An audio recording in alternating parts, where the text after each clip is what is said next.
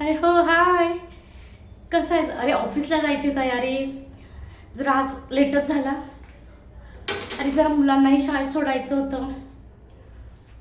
तू बोल ना, तू कसा आहेस? बरा आहेस ना?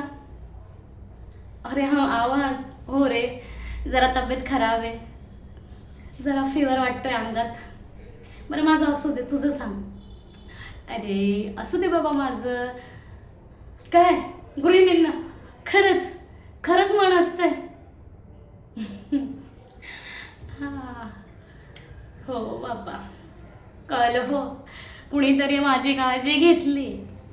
नाहीतर घरातले सून आजारी असू देत, नाहीतर बरी, घरातली कामं अगोदर झालीच पाहिजे. कसं समजव घरातल्यांना? आम्ही एक स्त्री आहेत, एक जिवंत माणूस आहेत, मशीन नाही हो.